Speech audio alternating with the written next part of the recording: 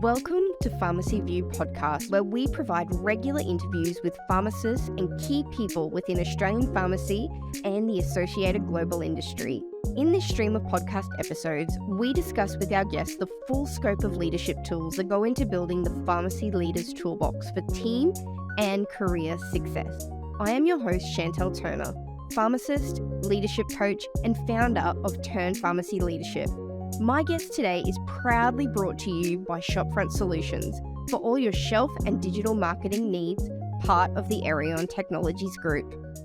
Hello, everyone. Today, I want to introduce to you my first guest on the Pharmacy View Full Scope Pharmacy Practice podcast as Elise Apolloni. She is a co-owner of Chemist Wanniassa, also a fearless leader of the Wannie Whitecoats, the singing Pharmacists as well, former Telstra Young Business Woman of the Year, credentialed diabetes educator. And the thing that I'm most excited about really is the huge advocate she is for community pharmacy and pharmacy in general, and the expansion and full scope of practice of our services as well. So welcome, Elise. I am truly honoured to have you. Thank you for having me. I'm very excited to be your first person. Me too. I'm super, super excited. And as we spoke about off air, it's been a long time coming that we've been trying to catch up, and to have the ability to have our first catch up in a way that it can be shared with so many others is something that really excites me as well. Yeah, I'm looking forward to it. Super. All right. So to begin, I just wanted to know, and for you to tell our audience, tell us who is Elise and a bit about your story, and particularly your pharmacy story as well. Yeah, sure. So I'm Elise. Yeah, I'm a pharmacist, like you said. And I have two little people at home, 3 chickens, 1 dog, and a very tolerant husband that sort of provide a lot of support so that I can do things like this and other pharmacy stuff. But yeah, my pharmacy story started when I was 14. I was in year 9 or 10, and we had to do a placement and like a work experience. I wanted to work at the local video store because my family watched lots of videos, and I thought that would be a good place to get a high school job. And the careers counsellor lady was like, oh, you like science, you like biology. Why don't you go to a medical centre or go to a pharmacy? I'm like, almost begrudgingly went and spoke to my local capital chemist and did a week there, and then subsequently worked there. And then the rest is history, really. So I've now worked in the Capital Chemist Group for 20 years this year. Wow.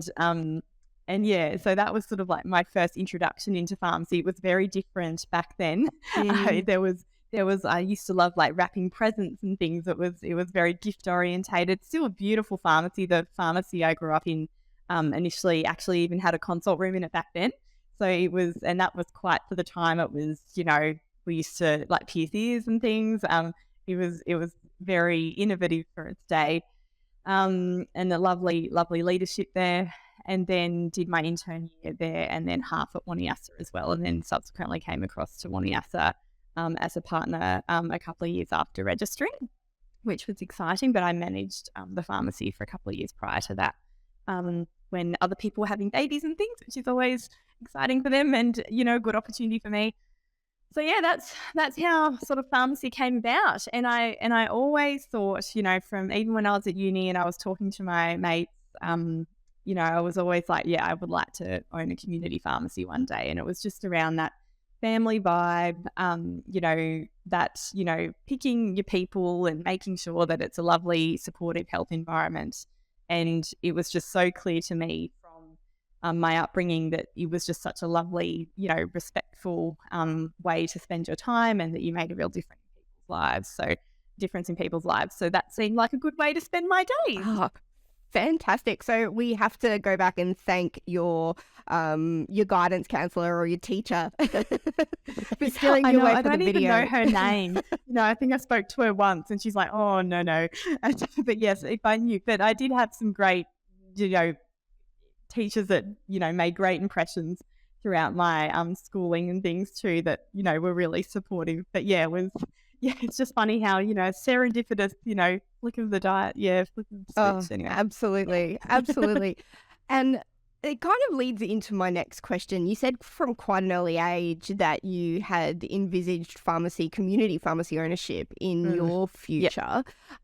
Yes. When did you see the value of leadership and how that was going to, I guess, develop your career progression? When did you notice or realize that was going to be something that was going to be really influential?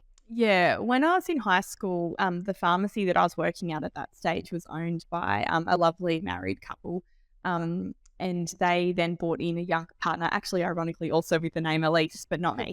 And so it was awesome seeing her transition as well. She'd left uni, she'd worked a few years, and then she had this opportunity similar to what I ended up having. And I remember watching how being in that position allowed you to create the environment you wanted to work in. I think a lot of people go to work and they, for whatever reason, they don't enjoy it, or it doesn't fill their cup, or something happens at work. They're like, oh God, it really annoys me when this happens. And I just thought, gosh, imagine being able to create an environment or an ecosystem that you loved going into, and that in return, hopefully other people like to come into as well, so that you really feel like your time there is worth it. I think you spend a lot of time at work, so it's got to count. And I think also, having that role also allows you to implement things the way you want them done. So, if you want to, roll out asthma education services, you can. You need to work out how to do it. You need to make a plan and get educated and make sure you're appropriately qualified. But I loved that kind of capacity to have a grassroots impact the way your community specifically needed it. And that's what sort of made it quite an attractive opportunity for me to want to pursue as I became registered.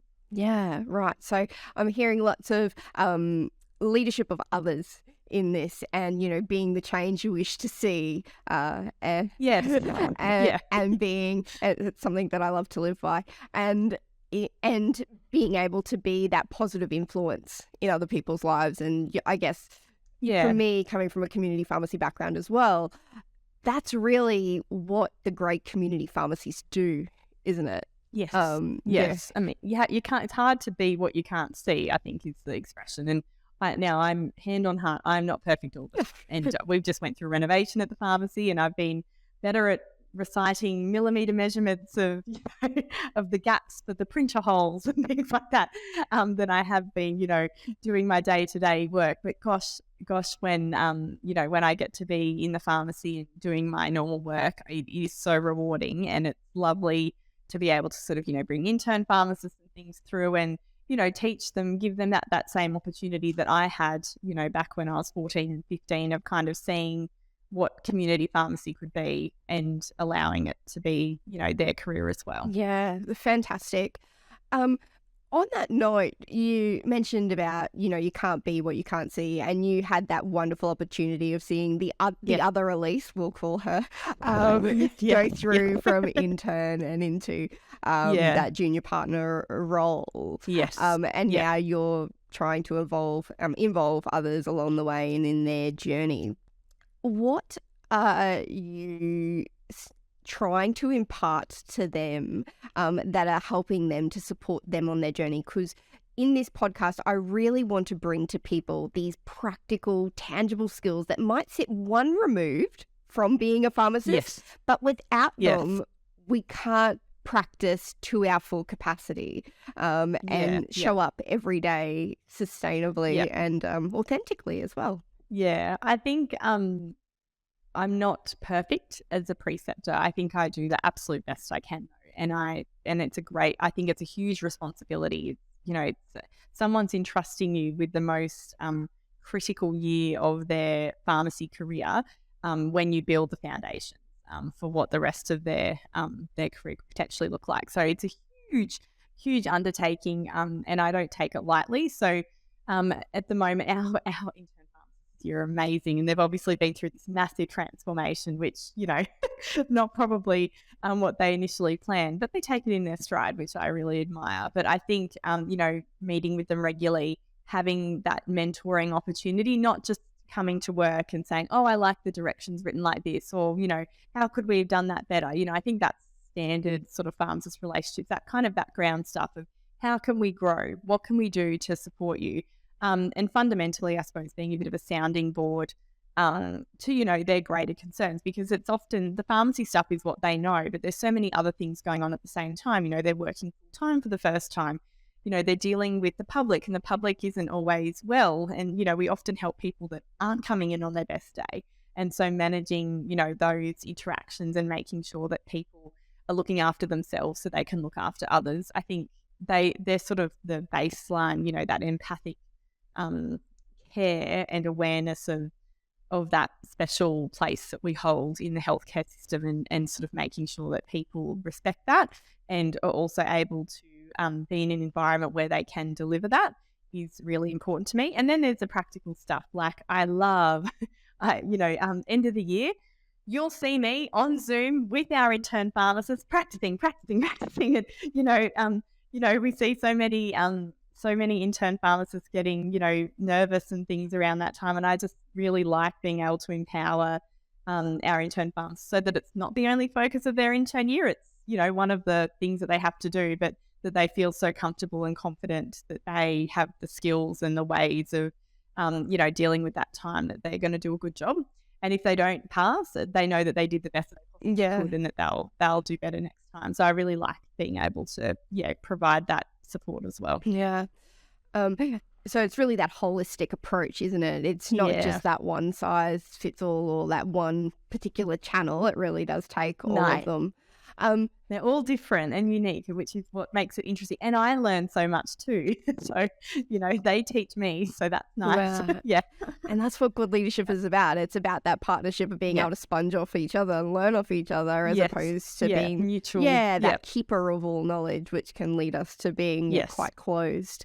That's right. You mentioned before about being able to look after themselves. I'm really curious. You mentioned right from a young age that you were very focused on being able to provide those services and be able to do things the way that you thought that they would be able to achieve great outcomes. So I see this really big outward focus. I'm just curious, did that come before learning how to, I guess, lead yourself and protect yourself from some of that overwhelm that can come from that really empathetic place that we as pharmacists do? I think I've had different moments in my life where it's been really helpful and therapeutic, you could say, to not always be thinking about, me and, what's going on for me. And so I get a lot of comfort out of thinking outwardly about the world rather than always, looking in, because we've all got stuff going on. We've all got challenges in our lives. And I think that, in serving others, I get a lot of satisfaction from that, and that helps me with the other stuff. And so, imparting that. When I went to uni in Wagga Wagga, I had a few volunteering roles at the Cancer Council in New South Wales, and I used to just do admin for them, basically help out with some of their events. I dressed up as a teapot for the biggest morning tea one time, and I got on the front page of the Riverina News or whatever it was called. That was humiliating. I'm sure someone could dig that up if they wanted to. And then I also volunteered at Calvary Hospital on a ward, and they gave me, I don't know if you could do it now, but they gave you a ward list, and I basically went around and just spoke to people and checked in with them and saw how they were going. And I think you're seeing people often on their worst day, their worst year, their worst month. It was really nice to not be thinking about uni and exams and, all the stuff going on at uni, and, if you were going to the pub on the weekend or whatever it was, and just thinking of, the person in front of you that's having a really tough time, and how, and that you can just bring a bit of a smile to them. So that was really rewarding work. And then different things have happened in my career, but in probably another really critical time was in 2015. So that was a couple of years after I became a pharmacy owner. We lost a team member here and a colleague to suicide. And it was really, that was an extremely pivotal time in my journey, personally and professionally, in that it made me look a lot more closely outwardly at what was going on with our team, and wanting so desperately to upskill to understand how I could prevent that from happening in the future, or recognize things that I could assist with in the future. So that was a very pivotal moment as well. And that led to me volunteering on like the phones at Lifeline and stuff at the time. And that was very rewarding work. And again, thinking outwardly and not about me meant that I could, I learned lots of great communication skills from that training, and was able to see, to hear the hardship in the community, which, just gives you feelings of gratitude for what you do have, while also a gratefulness that you get to talk to people in their hardest times and hopefully make them a little bit less difficult. So yeah, they're sort of like the main pivotal moments. But I think, everyone has a different perspective on the world, but I feel very fiercely protective of our team and the people that choose to, spend their days serving others in our pharmacy. And so I think that's a good way to spend my time, making sure that they have what they need to do their job properly, and make sure they make that same impact. And I suppose ultimately it comes back to legacy. You're always, we're not here forever. We never know what's around the corner. And so I think that when you're thinking of like, you never know. Yeah. You want to make impact now. You don't want to be like, oh, maybe in like 20 years I'll try. I'm here now. I'm going to do the best I can wherever I'm standing, to make sure that, it impacts someone's life and that they get a positive impact from interacting with us and our pharmacy and our team. Oh, wow. How powerful. Legacy. I love that word. So when you're thinking about your leadership in your pharmacy, and you said you're fiercely protective of them, and rightly so, how lucky are they? What does that look like? I think it's calling out, it's being their ultimate cheer squad, right? I think there's nothing less empowering for somebody than, them making a decision or them doing something, and they come from a place of believing that they're doing the best thing possible, and then being told that you don't have this, they don't have your support.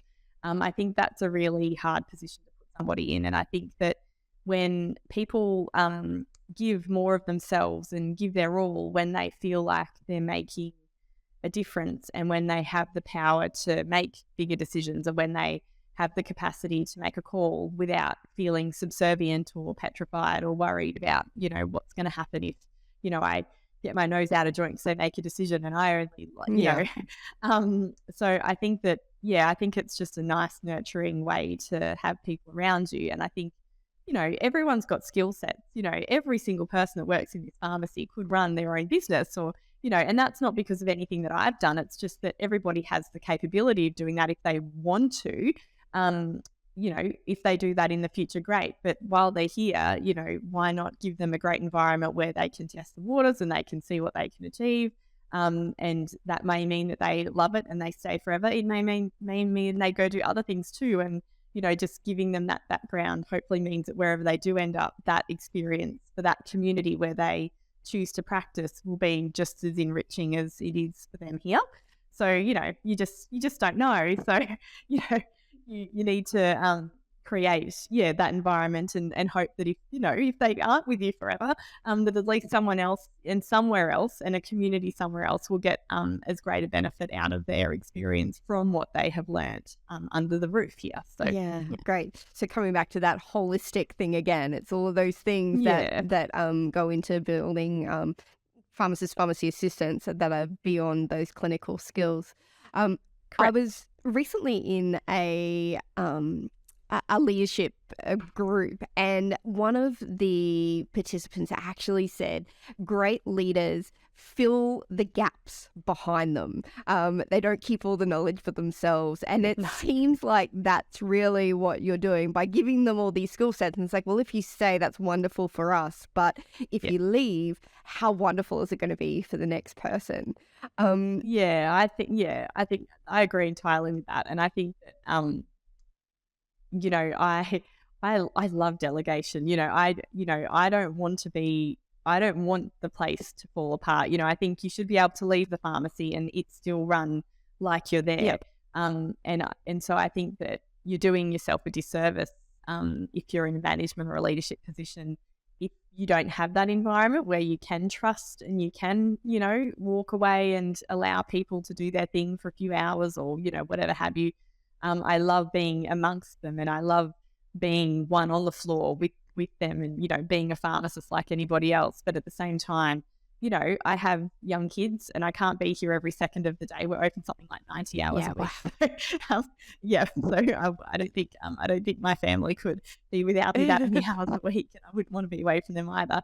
So, you need to strike that balance of, being present here, but then also there's moments where that's not possible. And I should say I have an amazing co-managing partner, Honor, that, brought me in under her wing from 2005 onwards, actually. And again, we both share that philosophy of, we've got other stuff going on and we've got very capable people here, and, we want to empower them, not make them feel like they can't do a great job or they can't carry the load, because I do emphatically believe that they can. We just need to give them the right skills and training to be able to do that. Yeah.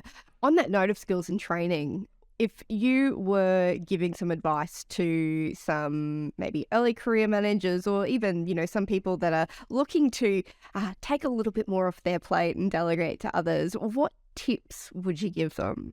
I think if you like things done and I think pharmacists are particular, right? We often have things that we like done a particular way. And so that's why we don't tend to delegate, because we always have this fear that the next person won't do it as well as what we could. So I think part of that's actually our problem, in that we need to make sure when we're training or coaching or providing, trying to impart knowledge, that we do it in a way that we are comfortable, so that it's not a fearful thing to delegate, that you do it in such a way that you feel confident, that you provided, good instruction or, a clear training or clear coaching, supportive environment, so that people can flourish, but also if they make a mistake, that you can help them with that too, and that they're going to tell you if they make a mistake and not try and patch it up. So like creating that dual environment of, it's okay to ask for help, but also I'm going to give you great training to make sure that you can actually achieve what we hope you can. I haven't always been great at it. I know when I first came into management roles and things, it was harder to give it up, because I felt like I'd just been given this knowledge and, it's my special skills. But then you learn that the more that you give to others, the more empowered they feel, but also it also gives you more time to do more stuff. Yes. And so you can think about things differently, and you don't feel as much pressure, because you know that there's other people in the universe that can do things if you can't. And, things have happened in the past where I haven't been able to go to work, like I've been unwell, or, I've had a baby or whatever. And so being able to impart that instead of, it being like a, doomsday kind of, end of days because you're not there. That's not the sort of environment that I want to be around. I want everyone to, anyone could get hit by a bus tomorrow. We never know what's around the corner. I don't want to live my life thinking that, I'm so critical to how this pharmacy runs, because I want to make sure that if I wasn't here, that the pharmacy would still be as great as it is today. And Honor and I, while we are both here most of the time, it's, anything, we just don't know. So it's kind of, when you think about contingency and things, it pays well to delegate and make sure that you're giving everyone the right kinds of skills, so that, the community won't miss out just because one person, or, it shouldn't be like that. It should be that, that the team can plug those gaps, Yes. if need be. Yeah. Now, it probably a little bit of a question without notice, but something that I'm told a lot by community pharmacists specifically, but pharmacists in general, is that we work in such a reactive environment. So we sometimes get this mentality of, oh, it's just easier if I do it myself. How do you get around those challenges of the reactive environment, and how do you kind of get in front of the game? Yeah, I think, look, we definitely have that, some days are busier than others. Some days things don't work, or someone's unwell, or there's an unexpected kind of curveball that comes our way. I think it's important that when you're in a leadership position, that you don't just, I believe in firmly working in the pharmacy, but I also believe in working on the pharmacy. Absolutely. And I think that's another consideration. And probably the last few months, really, all I've been able to do really is work on the pharmacy, because, we've been doing plans and organising, like some of the weirdest skills I've developed in the last couple of months that I never thought I would have. I can tell you about wattage of lights and like different like angles and like hues of light, things that but at the same time, I've been able to do that because the team is able to, pick up what each other needs at different times. So when I say I've got, there's this urgent meeting because, we need to do this order by this particular day so that we have lights, floor, whatever it may be, they're like, yep, no worries, let's go. I think, but it depends on your resources and your workforce, and I understand that there are lots of places where it's really tough, and there's not always that time to do as much sort of strategic work as you'd like. So I think it's important to protect time where you can. I know in some pharmacies, for example, like the leadership teams will like meet religiously once every fortnight or once a week. There's like a protected time where they have breakfast or whatever. And I think, that kind of deliberate dedication to making sure that you're not just thinking in the moment, you're thinking ahead, or, you're looking at, you're looking at the full picture is healthy. Yeah. As well as important to make sure that, we can navigate, whatever's going on at the time. Yeah. Yeah. So that investment in the future. Yeah. Yeah. So you mentioned earlier about wanting to be able to provide an environment that gives people the skills that they need, that's going to obviously benefit the pharmacy that they're working in now and when they move on. If they move on, I don't know why anyone would want to move on from your pharmacy. It sounds amazing. And I guess it really aligns with what my goal is in my business, and that is to help to get these leadership skills, life and leadership skills, into as many hands as possible, because I feel that the ripple effect can be far reaching. So it's improving job satisfaction, it's improving workplaces, and it improves community. So I want to know, if you were building a toolbox, if there was one tool that you could put in the toolbox for every pharmacist and pharmacy assistant, what would it be? I think it is empathy. And I think that because I think the skill of being able to imagine what it's like in someone else's shoes and then be able to, rationalize that and think about what that could means that we do a better job. I think we respond differently to the environment, and we respond differently to what's being presented in front of us when we can step back and go, oh gosh, what's going on here? Yeah. I think it's easy to react, and we've been talking about reactive kind of workflow and things like that. But like I said, we don't always see people on great days and on their best day, and people often come with a need. And I think having that empathy and being able to get to the bottom of what that need is what makes pharmacy such a great environment. We have that communication skills, that connection with the person, but also the capacity to and the training, hopefully, to get to the bottom of how we can do the most we can for their healthcare. So yeah, I think that is my magic, preferred tool in the toolbox. Because there's lots of things that you can teach, right? Or that you can just pick up over time. You can learn how to write a strategic plan or a business plan, and you can learn how to have tough conversations with people. You know, you can learn like structure around that, and, you know, practice the words and practice different techniques and what have you. You can learn to interview people, all those sorts of things. But you know, that kind of, you know, innate empathy, compassion, or what have you, you know, that takes time, life experience, you know, patience, a recognition of when you have bias, or maybe when you're not practicing empathy, when you aren't kind of flipping the coin and thinking about the other side. So yeah, I think that's an important skill. I couldn't agree more. And listening to you,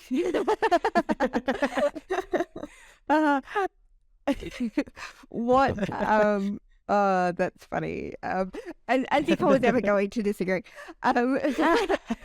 No, look, I think empathy is definitely one of those flagship qualities that pharmacists should have. And extrapolating that, though, I see that you clearly lead with a lot of empathy as well. And so it's empathy for our patients and also empathy for our staff as well. Yeah, and by being that's able right. to see what their needs are, and that they may not be coming in on their best day, because like you said, there's life happens outside of work. Yeah. And being able to, you know, put that lens over our leadership style is something that seems like you do really well. Like I said, I'm not perfect, but, you know, there's things you get better with time. It's like a wine. Yeah. You know? Yeah. It's not great on day one. But, you know, like you pick up things over time, and Yeah. you get, and we learn all the time. Yeah, 100%. And, you know, I love that you've said, you know, I'm not perfect and I don't get it right all the time, because it's so human. And as pharmacists, as people, as managers, as leaders, as owners, we're never going to be perfect. And that's not the aim of the game. It's progress, and it's about being able to demonstrate these behaviors more regularly. And if we can do that more regularly than not, we're going to be in a better place than what we were yesterday. I absolutely agree. So is there anything else that you would like to add before we go? Any final parting words? Oh, no, I don't think so. I've really enjoyed chatting to you, and I just really encourage anyone. It doesn't matter what the hierarchy of your workplace is or how it works out. It doesn't preclude people from learning and, you know, implementing their leadership skills in their environment. I think it's something that it doesn't matter, you know, the title necessarily. You know, having those great skills are actually just a good life skill, not just workplace specific. It's just I just think it's a worthwhile use of your time. You know, it's important to make time to work on ourselves, and we of course have varying capabilities of doing that, and I'm not always good at it as much as I would like to be. But I think, you know, spending that time to improve yourself also gives your patients and community and team a better outlook as well. So it's just, it's very worthwhile. Absolutely. And what a beautiful place to leave it. Thank you so much, Elise, for today. And I hope our listeners get as much out of this as what I have. Thank you for your time today too. Thanks for joining us today on the Pharmacy View podcast. And don't forget to like, share, and leave us a comment if you found this episode of value or have feedback. Podcast episodes are promoted through social media, LinkedIn, YouTube, and major podcast mediums. And each episode can be found on the Pharmacy View webpage with links to guest contact and business details. If you're a pharmacist or industry support supplier who would like to join us on an episode, send us a message through LinkedIn or complete an inquiry form on the Pharmacy View webpage. I am your host, Chantelle Turner, pharmacist, leadership coach, and founder of Turn Pharmacy Leadership. And on behalf of Shopfront Solutions and Arion Technologies, thanks again for joining us today on the Pharmacy View podcast.